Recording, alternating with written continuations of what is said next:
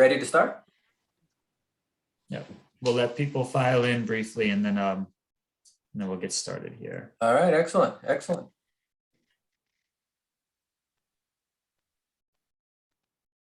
Welcome everybody. Just gonna get started in a few moments here. I just want to ensure everyone gets their audio dialed in before we start speaking.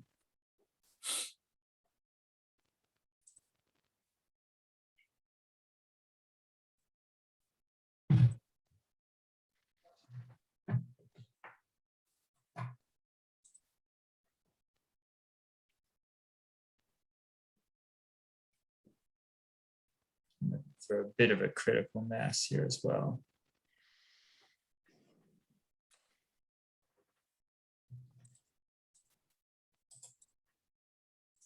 In the interest of time, we'll get started here. I'll make sure that I type all of this out for people that are joining later, but welcome to today's webinar. Before we start with the actual panel discussion, I just want to cover a few technical logistics. First, if you haven't joined us for a webinar before, we use Zoom Webinar as a platform. This means that your cameras and microphones are disabled by default. So if you need to interact with the panel or with each other at any point, you can use either the chat or the Q&A functions on your webinar dashboard. For chat, if you want everyone to see your message, just make sure that you select everyone from the two drop-down menu. Otherwise, only the host and the panelists will see it. And then if you have any question related to what's being discussed, just put that in the Q&A, just because it makes it a lot easier for us to manage as we get to that portion at the end. So without further ado, I want to hand it off to Dr. Clayton Smith. Well, thanks very much, Mike. Hi, everybody. My name is Clayton Smith. It's my pleasure to be, I suppose, your host and facilitator for this Acro webinar. We're going to focus on a really kind of a neat topic called coming out of COVID. Probably something you haven't thought about, but maybe you've thought about it a lot. I don't know. Maybe that's why you're here. With me is a panel.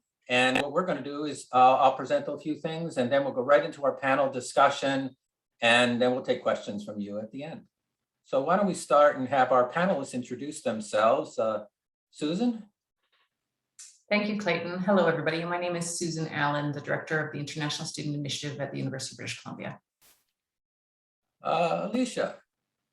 Good morning, everyone. My name is Alicia Moore, Vice President of Student Affairs for Central Oregon Community College, and I'm also a Senior Consultant with Acro Consulting. Welcome.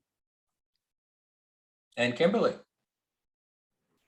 Hello, everyone. I'm Kimberly Buster Williams. I currently serve as the Vice President for Enrollment Management at the University of Mary Washington in Fredericksburg, Virginia. And I also am the Assistant Director for Acrosem EP program. Thank you. And Jay?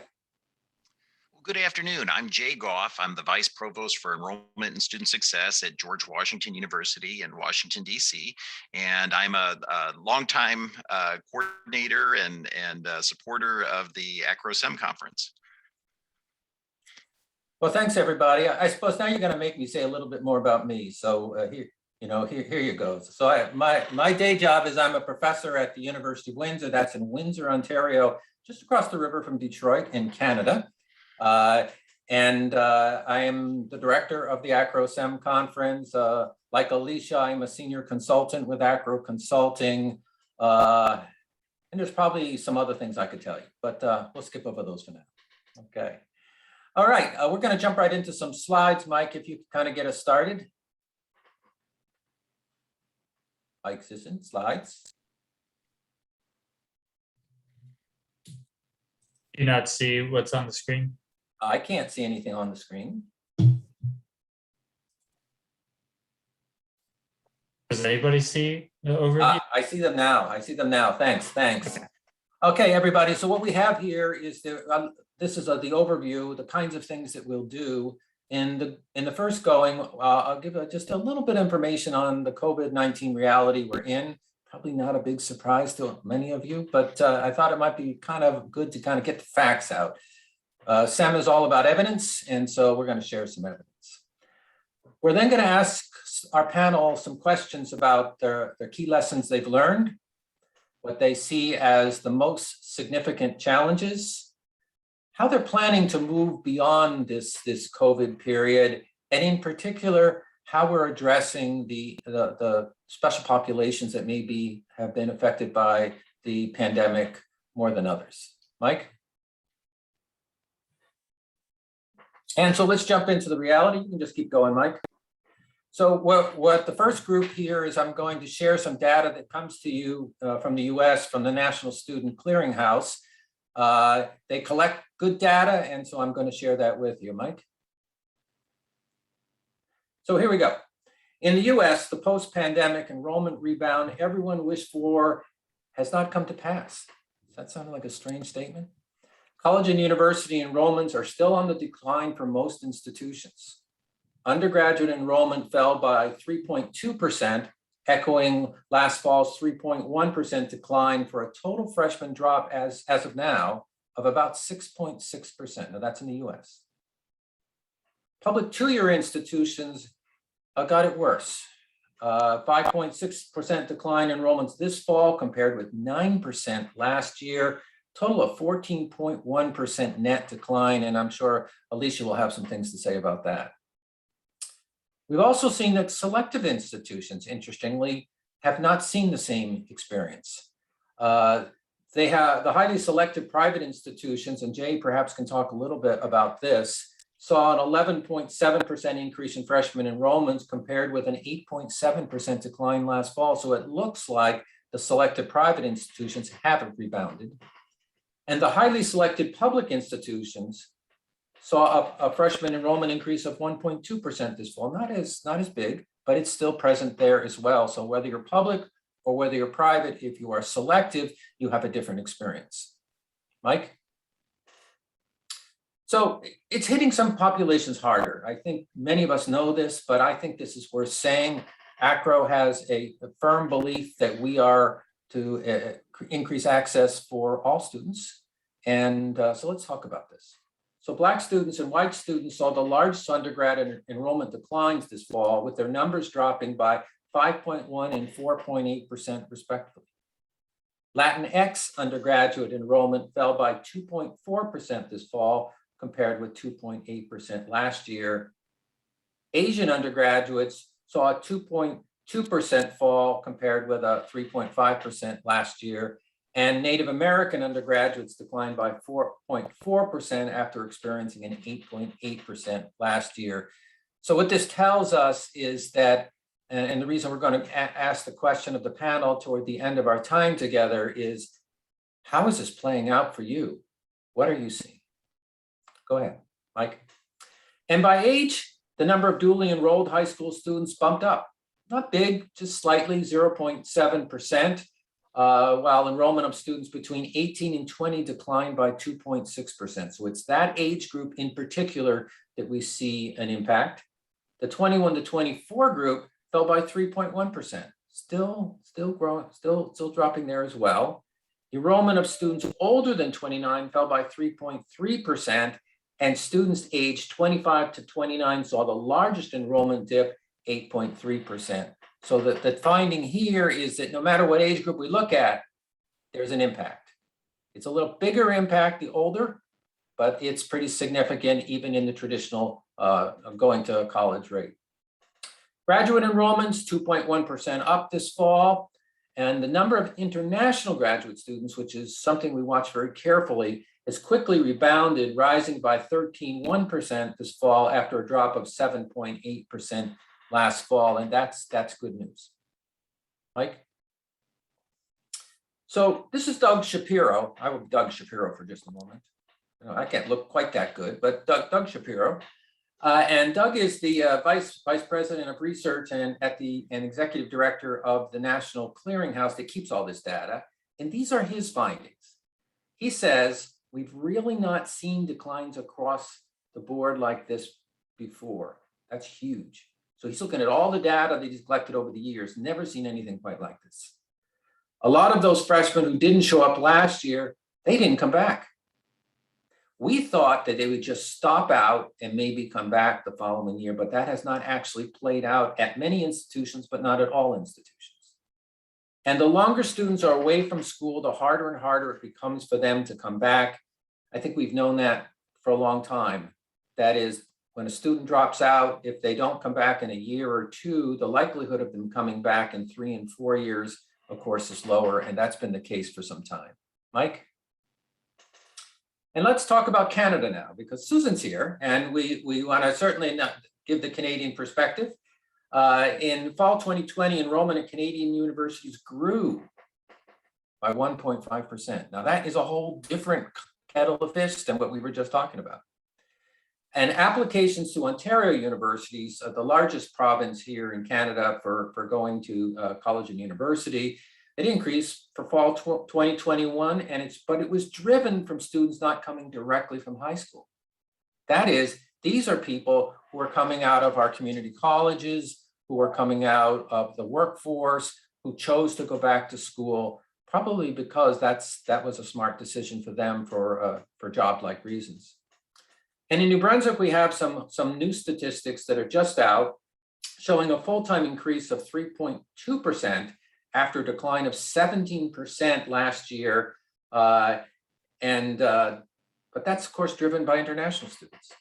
As is true, much of the enrollment across Canada is, and I'll show you some stats on that in a minute. So over a 10-year period, international student enrollment in 4-year formal programs more than tripled. Think about that, more than tripled, while the Canadian student enrollments for domestic students relatively flat. So think about that. And so here's our friend Peter Halpin. Peter is the executive director of the Association of Atlantic Universities, the one that oversees the eastern provinces in Canada. And Peter says this year's numbers show last year's decline was entirely related to COVID-19 pandemic and not evidence of a downward trend. I hope he's right. There's part of me that thinks there might in fact be some adjusting in the sector. And we'll talk a bit about that today, but that's a perspective for sure. Mike? And here's a few slides that kind of put it into some more sort of dollars and cents for you. What you have in front of you here is a series of scenarios. So the low scenario, a medium scenario, and high scenarios.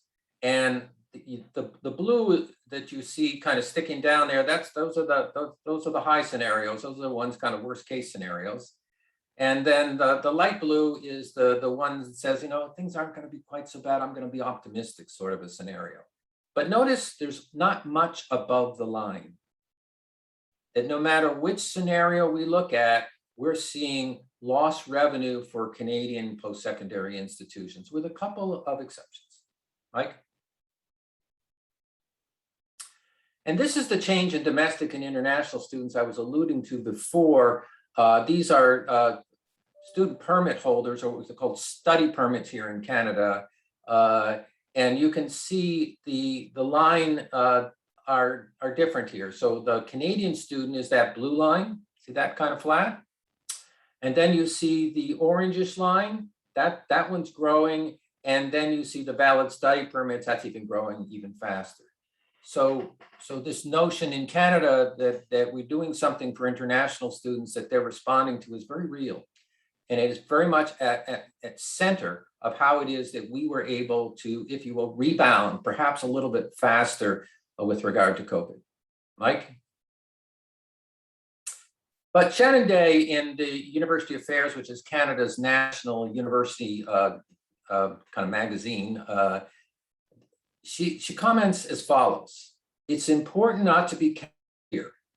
Discussions of disruption in academia too often overlook the real people who are vulnerable in moments of disruption. The GI Bill and Veterans Charter made post-secondary education possible for people who had never before had access to college or university. However, in the process, they left out Black and Indigenous students. Make no mistake, COVID-19 will leave deep scars on higher education and on the staff and students who are already most vulnerable within the system. As we begin to imagine the post-pandemic university, we must work to ensure that, and this is the important part, that the changes we make do not deepen existing inequities or create new ones.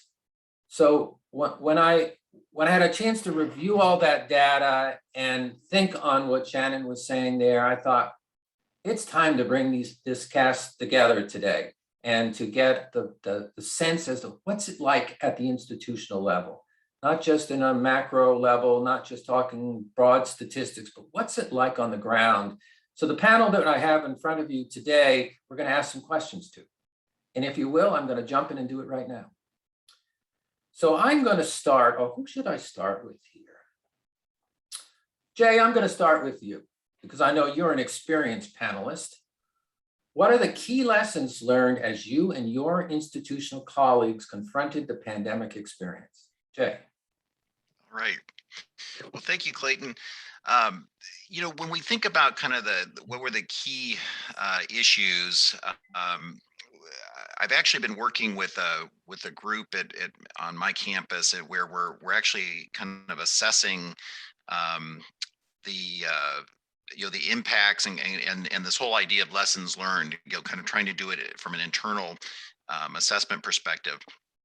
What the kind of the key impact points that I saw among our students and operations, first among the students was interesting is that what we saw was that if we actually went out of our way to engage students who chose either to participate in the virtual environment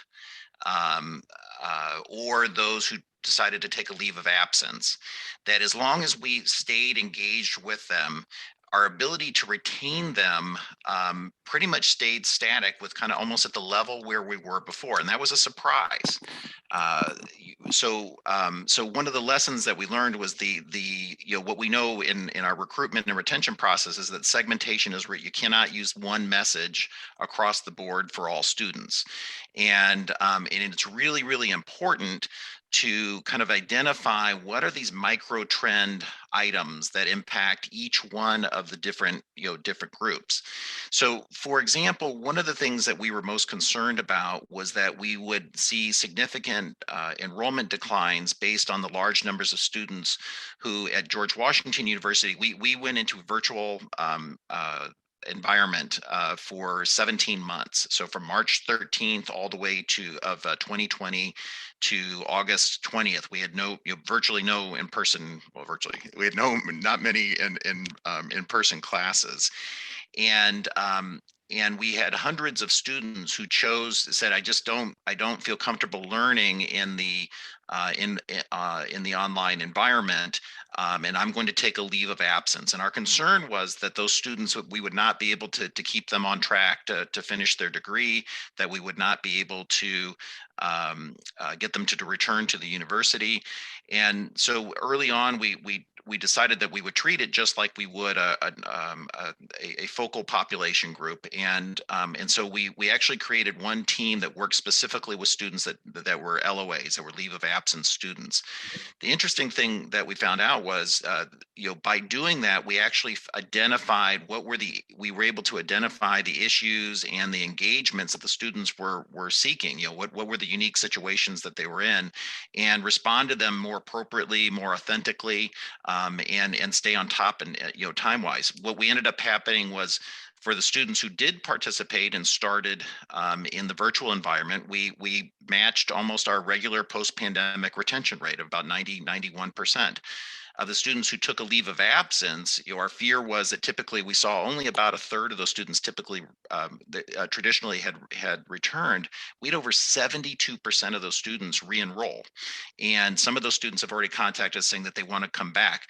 And so what we found out was by continuing that regular, really thinking about identifying the issues that they're facing, staying in regular communication and responding to them with authentic, actionable communications, it really does make a difference, and so that was one of those things where, one of the core SEM lessons that we knew from really good enrollment management operations, if you'll do that, take that approach in a serious situation like the pandemic, it can work really, really well. The other piece that we learned from it was that as we had to shift student services to the virtual environment, we were wondering what would that look like in terms of coming back, because the impact point of having to do all financial aid and registration and advising and those pieces, one of the interesting things we found out was that we were able to serve more students per day and per week by using the virtual services. And that was, I think that was kind of an interesting finding for some of our leadership. So what we decided was, in response to that, was that we really needed to, as we went back and opened up the campus again in August, was assess whether the students wanted to continue to have those virtual engagements, or did they really want to go back to the normal in-person pieces? Because we were hoping that we maybe would be able to get some both efficiencies and some of what we saw was higher satisfaction rates with those services if we could keep them virtually. What we're seeing right now is that when students ask for a service, we're giving them options and saying, do you want to meet in person? Do you want to meet virtually? What type of virtual engagement do you want? We're still seeing over 60% of the students, even though we're in person and we have in-person services available, 60% are continuing to say they would like to have the virtual services. We also see that we're maintaining that higher student satisfaction rate. So those were two of the kind of the primary pieces that we saw as conflict points initially, but we're actually finding some that by using kind of the traditional SEM methods, we're hopefully making things better and providing a better student experience. Thanks, Jay. I'm going to go outside the Beltway now and go over to Kimberly and have her give her perspective. Yeah, no, and I think I agree with everything that Jay says, and we have seen similar things on our end. I mean, certainly, the students were resilient, and they responded positively to our outreach. One thing that we found, and it's something that we certainly are going to continue, we increased communication with families and parents, right? And so certainly during the pandemic, it was a crisis moment, and so we had frequent webinars, live Zooms, a lot of increased communication, not only to students, but to parents and families. And so again, we found that the parents and students really responded positively to that increased communication. And so that's something that we're taking a look at now in terms of how do we find that balance in terms of providing, what kind of going back to what was normal, but recognizing that they really did respond positively to kind of the increased touches that we provided, especially the parents. I mean, a lot of that communication came out of from our Vice President for Student Affairs. She did a tremendous job, and we just heard time and time again that, the messages from Dr. Landfear were just so welcomed and so appreciated. And so again, that's something that certainly stands out to me, especially given the stress that was happening at the time, lots of questions, and they continue to this day. So that's the one thing that jumps out to me. I have some other ideas, but I want to leave time for the other panelists. Thank you, Kimberly. Let's go north of the border to Susan. Thank you very much, Clayton. And I too would agree with the two panelists who have already spoken and probably reemphasize the point about the communications. And what we found was, even if there are no updates or there's still a level of uncertainty in the information that you're providing, it's still important to provide it and to reinforce it. And of course, to do so with empathy and understanding for the recipients of those messages. Another piece that, like many institutions, a quick shift in March 2020 to an online environment, and decisions made at those times with the goal of supporting students and the whole community, and learning a little bit later some of the impacts of those decisions. So one decision that was made for students who are finishing up that for us, what we call a winter term at the end of April 2020, we allowed students to choose to retain a letter grade for their coursework, or they could take a credit or a no credit standing on their transcript. And students were given that choice. What we came to learn later, about 6 months later, when we were reviewing student candidates for different awards that we have at the university that are based on meritorious achievement in terms of how they're performing academically at the institution, is that some faculties were allowing for the use of the course that may have a credit designation as opposed to a letter grade and percentage, and some were not. So we got into this sort of inequality approach to our award adjudication. And so that was conversations we had to have with the respective associate deans for those faculties and look to see where the flexibility of regular policies and procedures in a non-COVID environment could be flexed, not broken, but flexed to be adaptable to the current situation. So that's certainly one example. Another example of that was students around the world in many places weren't able to take English language tests that we would normally expect as applicants to the university, weren't able to finish their high school years out because they were sent home, the curriculum final exams just weren't available. And so the university did flex and were able to look at just coursework without final exams as an example.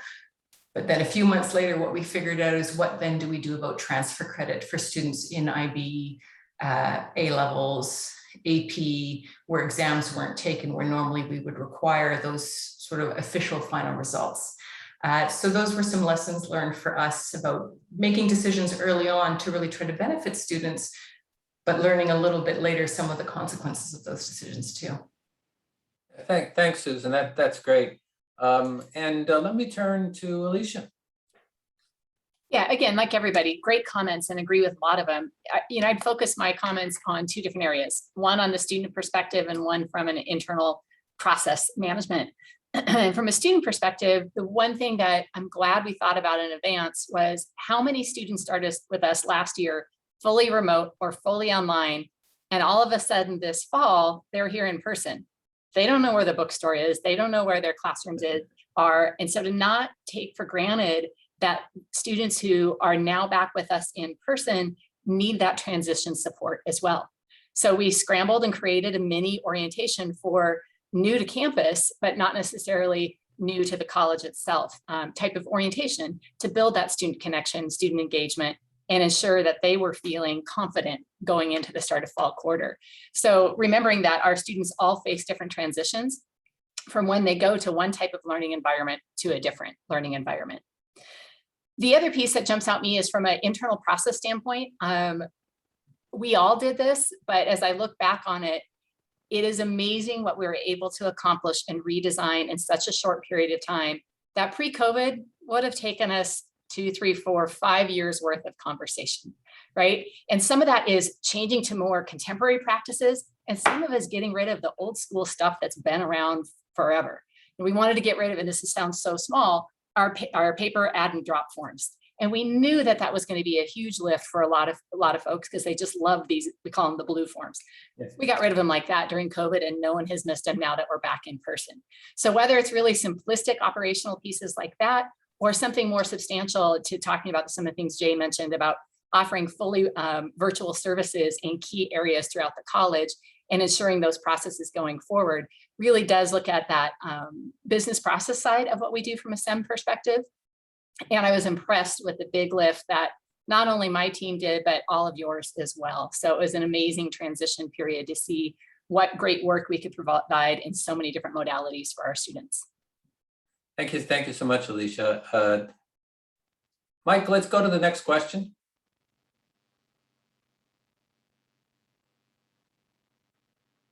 So the next question is, what were the most significant challenges you faced during the pandemic? So we heard about lessons learned, but now what were the challenges that you really had to confront? And I'm going to start with Kimberly.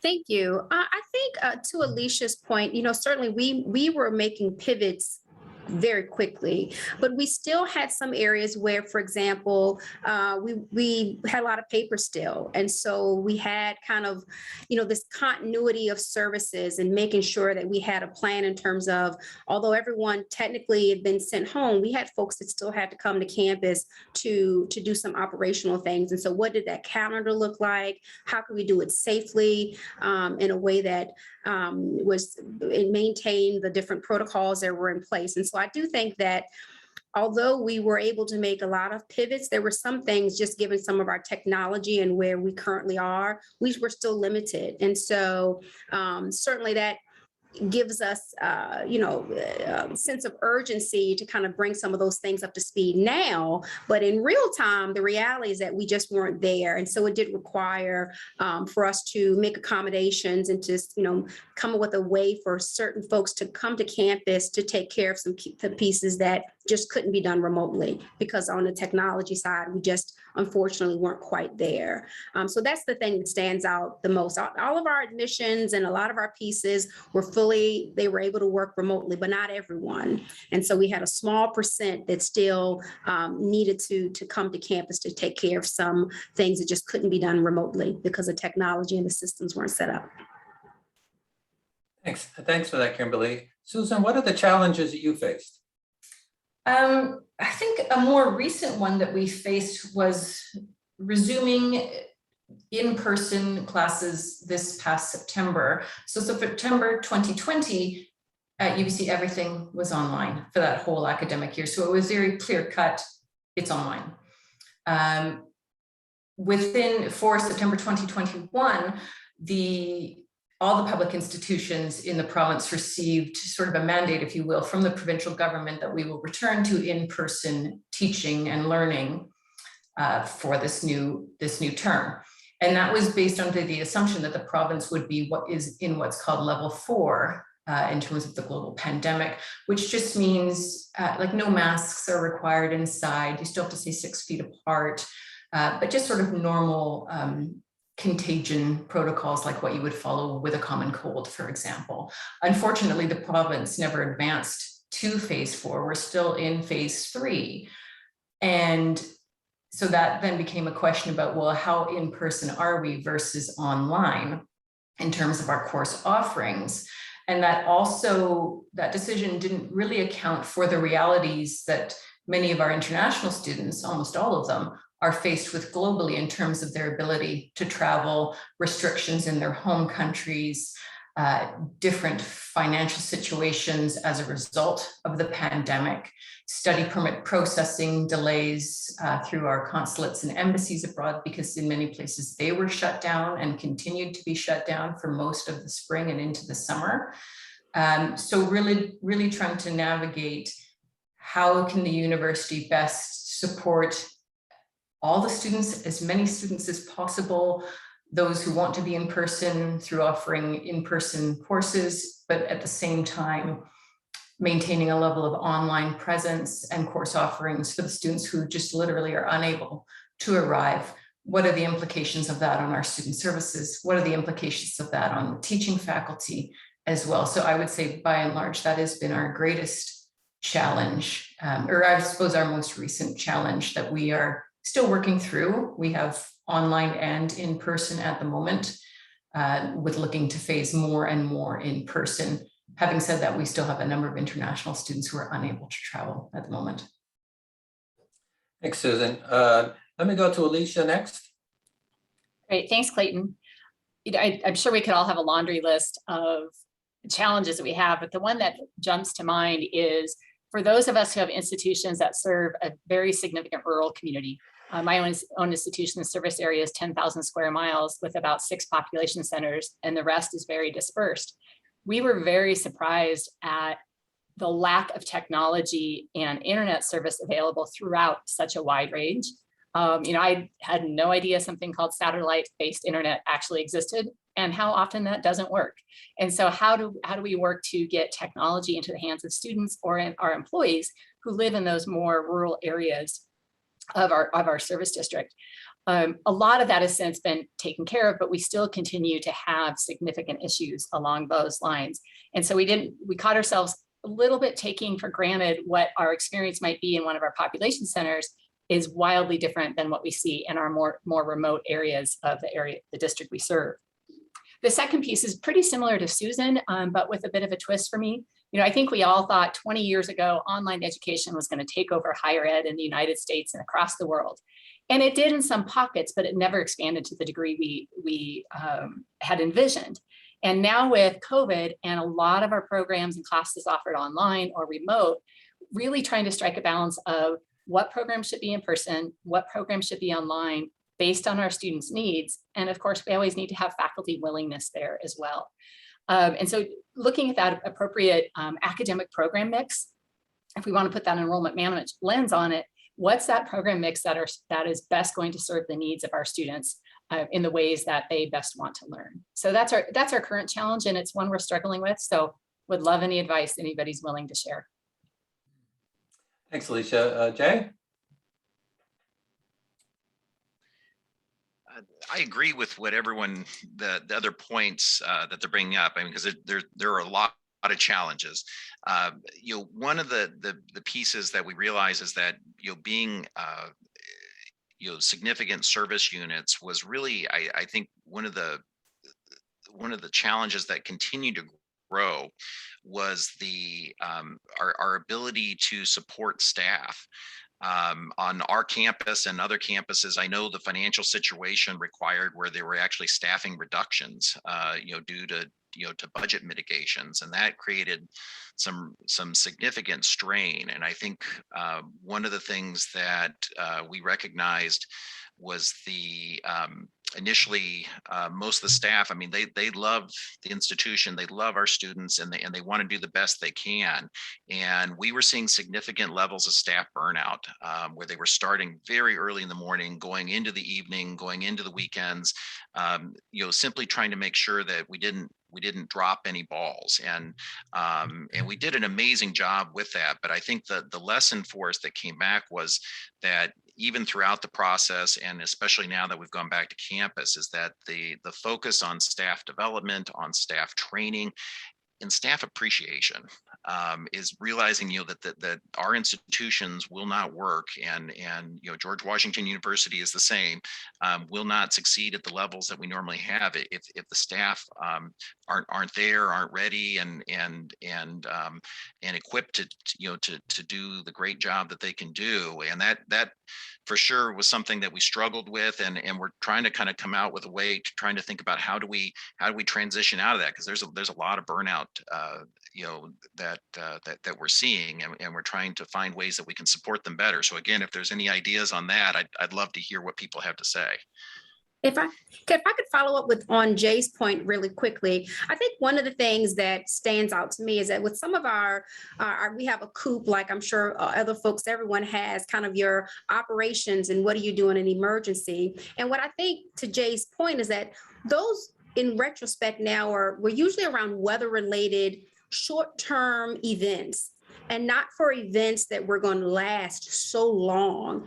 And so I do think that our initial emergency operations were really designed for a much shorter period of time. And so for this window, this COVID to last the 17 months, now you kind of have gone beyond, I think, what some of our internal planning had accounted for. We really didn't account for events that would extend for such a long period of time. So I think your point is perfect, Jay, and we saw that as well. So it's not okay to have a snowstorm that goes on for 17 months? Well, I think it really illustrates the need for cross training, and the idea that if you keep everybody only stays in their lanes, I mean, the vulnerability that creates when these situations happen, and there'll be something else will happen, hopefully not for 17 months, but I think that need to have a strong cross training program was highly illustrated on our campus. Thanks. Let's move to our next question. Mike, can you put it up for us? And the question is, how are you planning to move into the post-COVID period? And we've been sort of edging ourselves closer to this in the discussion so far, but what are you doing to make it so the institution moves in healthy ways and students are able to move in similarly successful patterns? I'm going to start with Alicia. All right, thanks, Clayton. And actually, I'm going to piggyback off of Jay's comment. I think the first thing we really put into place, especially as we started coming back, was staff training. We heard loud and clear from our staff. They loved the cross training that they got while we're in a remote environment, so everybody could cover for one another, but then wanted that to continue. And then how do you build those teams when some folks are still at home, some people are in person? And so really did some really intensive work around staff training, and we'll continue that going forward. We've developed an entire academic year's plan for different levels of folks at the institution, one for supervisors, one for people in the student affairs division, you name it.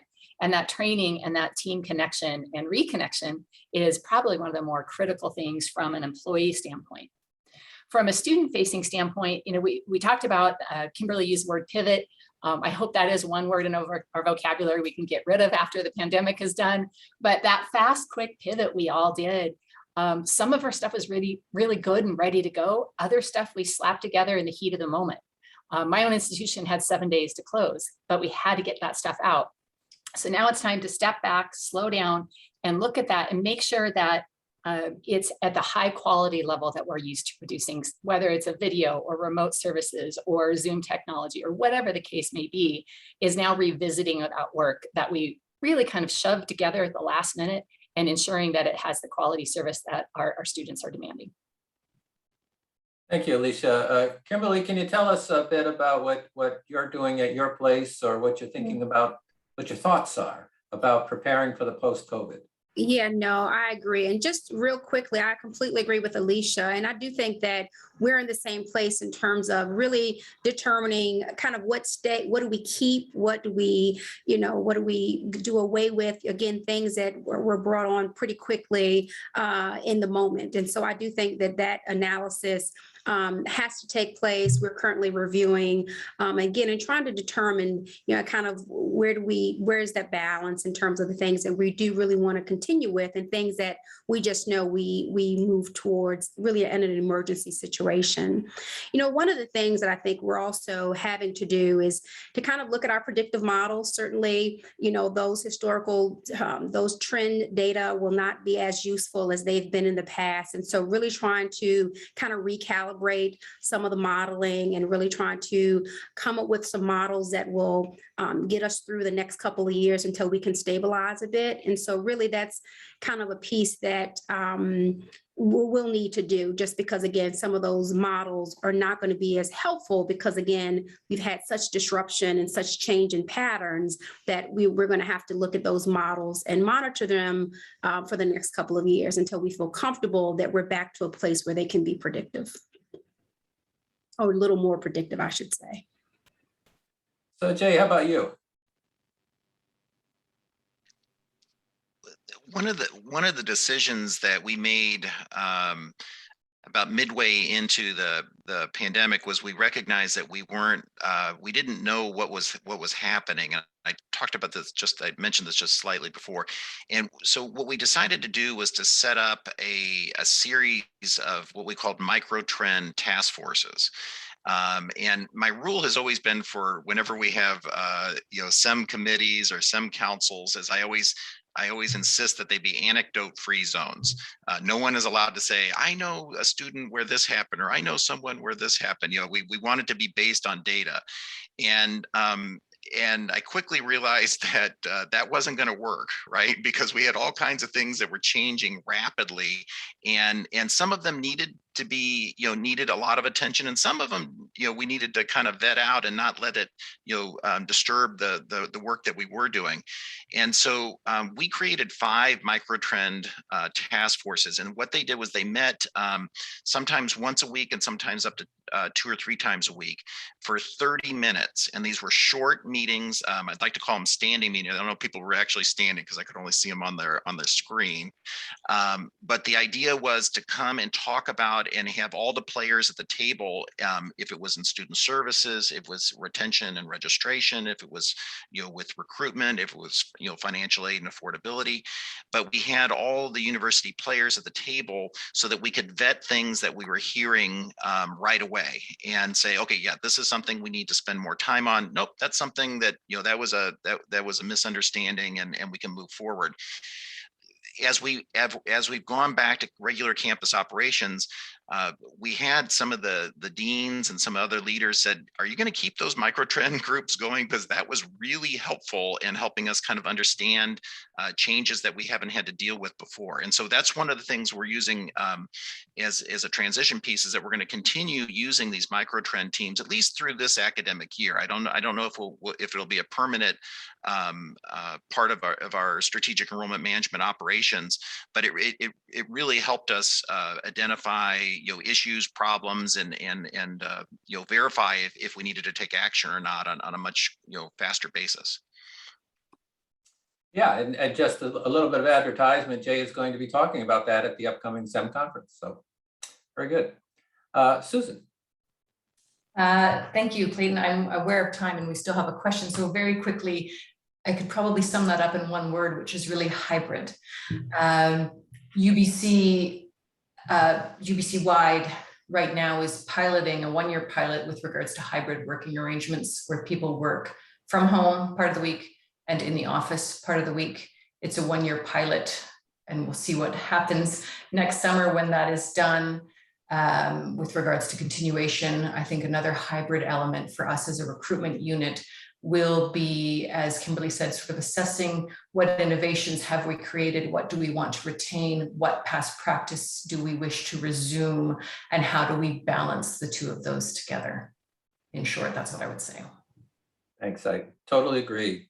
Hybrid's a good word. Let's go to our final question. Mike, if you could put it up for us.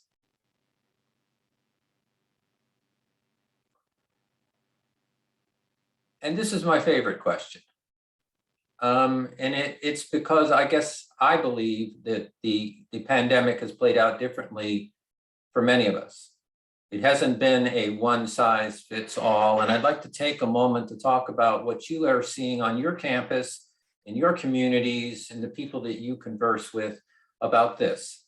Have you considered how to address the enrollment of student populations that were hard hit by the pandemic? I'm going to go to you first, Susan. Thank you.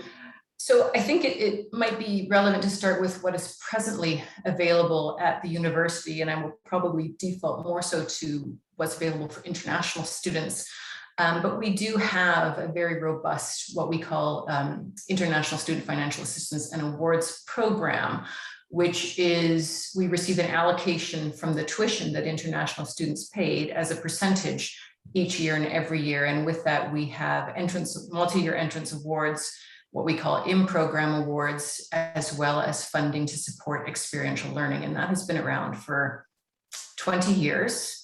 It has grown from $7 million to $35 million in the last 10 years, a lot of that due to tuition increases at the university. So we do have a fairly robust framework in place. It also supports emergency funding, I should mention, which was highly used in the last year and a half. On the domestic student side, and so we have also created, we have and have created additional what we call hybrid awards, need and merit-based awards for students who are high academic achievers, but do not have the financial resources to attend the university. And many of the students who are recipients of those awards are they're essentially full ride scholarships covering tuition and living costs for the students. There are parallel awards available for Canadian citizens, permanent residents of Canada. One of the newest awards on the domestic side is called the Beyond Tomorrow Award for Black Canadians. And another piece, as I mentioned, is a commitment to experiential learning. So funding for wage subsidy programs on campus, funding for co-op grants for students to participate in co-op, funding for international undergraduate research awards, so students can engage in research and are paid to do so. So all of those are existing, and we certainly looking to continue and grow those. Another piece that we're really talking about at the university right now, though, is the financial literacy of our students, and how do we, of the current students, but how do we also help prospective students, admitted students and their families with regards to financial literacy in terms of the real costs of attending the university. We're looking at updating what we have online, which is called our cost calculator, which really at the moment targets new students. And I think that there's probably a version that we've been talking about internally that we need to create for current students as well. Because when a student's on the way into a university, they and their family are considering certain things. Once they're here at the university, other considerations come to light financially as well. So that's what I think I would have to share about that. Thanks, Susan. Jay, can you tell us what your thoughts are on this one?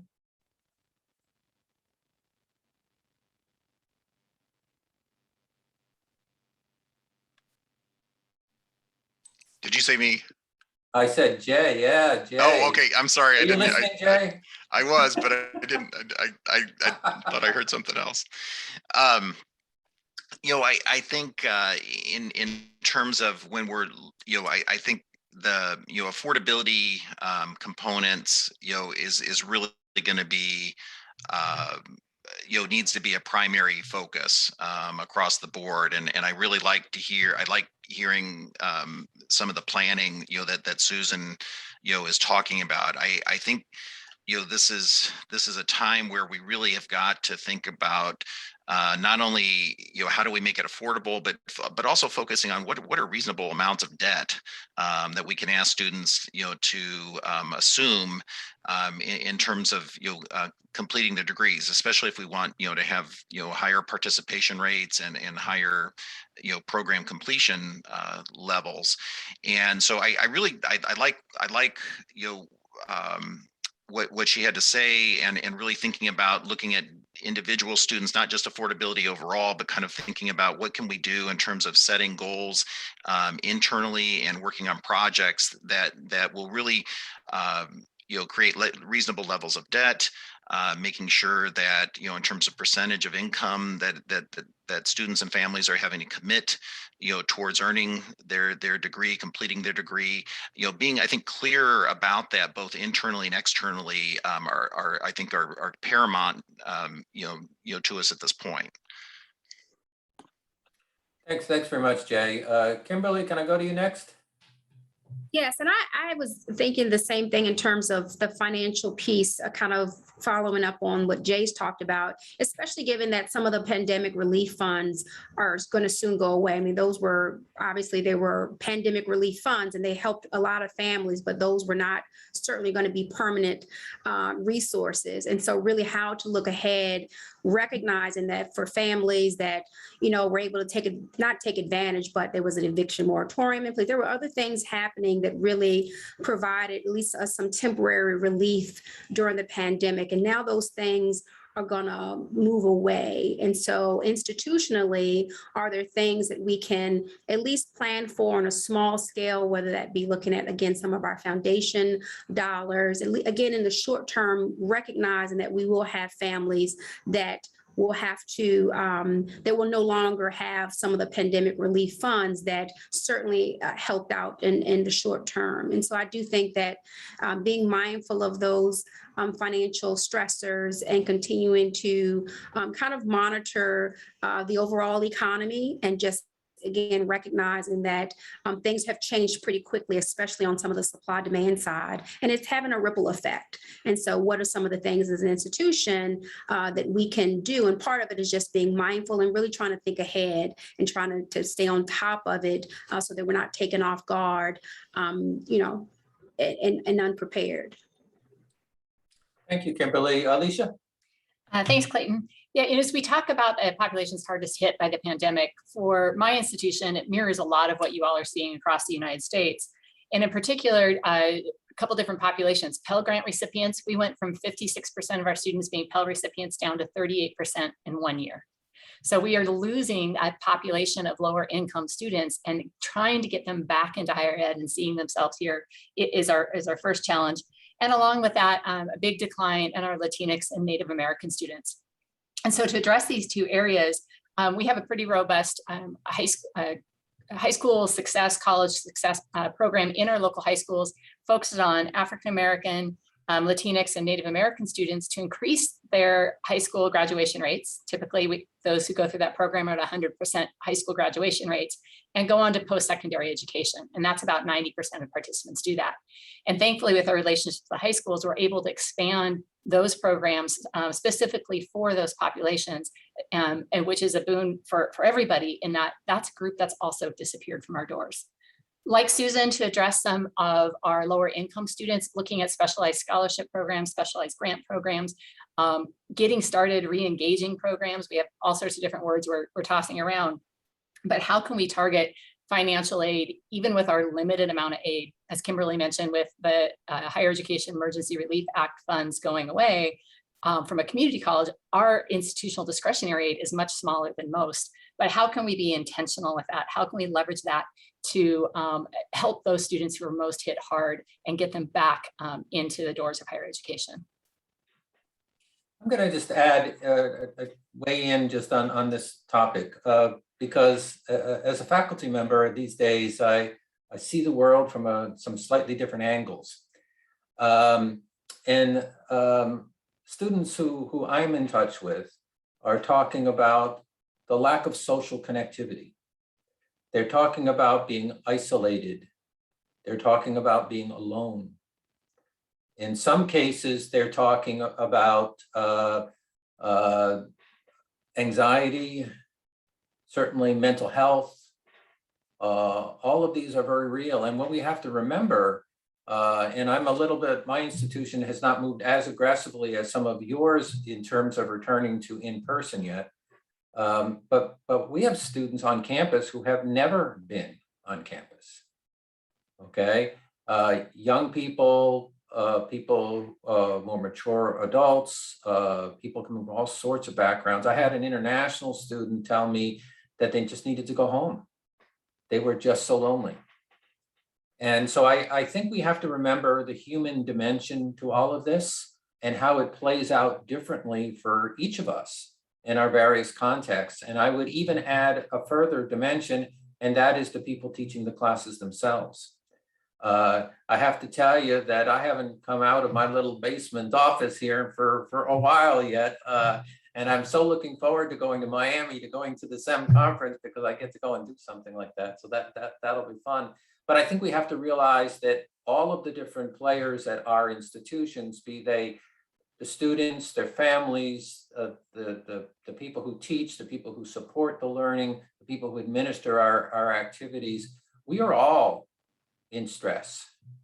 And my hope is that this conversation will begin to take us to a place whereby we can remember that, and we can continue to support each other as we go through this next phase, whatever that might be.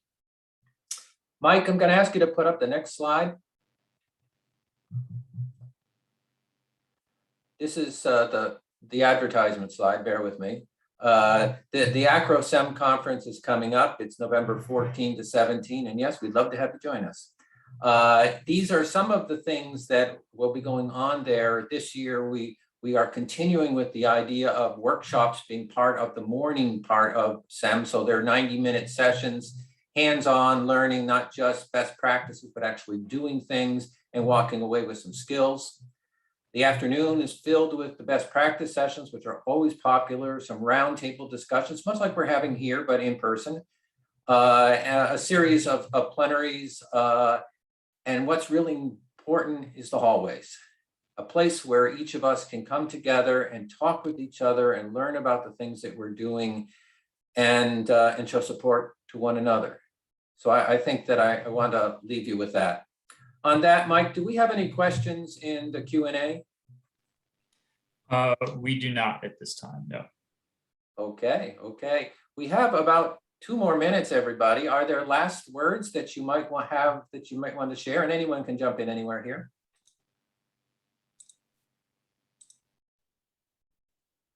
I know, Jay, you always have something to say. Come on.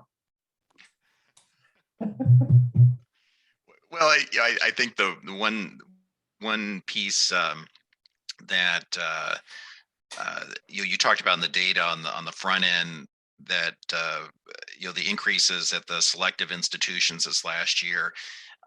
My institution had moved to having test optional admissions practices 5 years ago.